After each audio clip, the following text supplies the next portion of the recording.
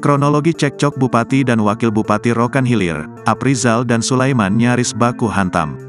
Tengah ramai cekcok dua orang nomor satu di Kabupaten Rokan Hilir Riau yang terlibat pertengkaran. Keduanya sempat terlibat saling dorong dan nyaris baku hantam, beruntung cepat dilerai oleh warga di lokasi.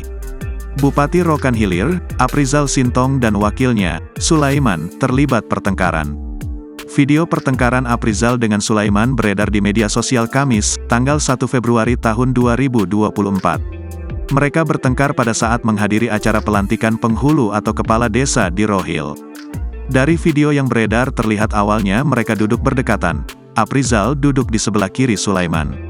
Aprizal yang saat itu mengenakan jas hitam dan memakai peci, sedangkan Sulaiman memakai baju kemeja putih. Pada acara tari sambutan keduanya terlihat sedang berbicara dan saling pandang. Namun tidak terdengar apa yang mereka bicarakan karena kerasnya suara musik tari sambutan. Lama-kelamaan nada bicara mereka pun semakin tinggi. Tampak seorang wanita berdiri diduga istri Aprizal juga bicara dengan nada tinggi kepada Sulaiman. Terlihat juga seorang pria berdiri mendekati mereka seakan bersiap untuk melerai cekcok keduanya. Benar saja pada saat Aprizal hendak berdiri, Sulaiman mendorongnya dengan tangan kirinya. Aprizal juga mencoba mendorong balik tapi cepat dilerai. Tamu undangan yang hadir langsung berupaya melerai pertengkaran itu.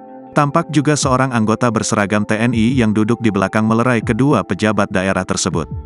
Pada video lain, pertengkaran Aprizal dan Sulaiman membuat acara menjadi kacau dan heboh. Sulaiman terlihat begitu emosi dan segera meninggalkan lokasi acara.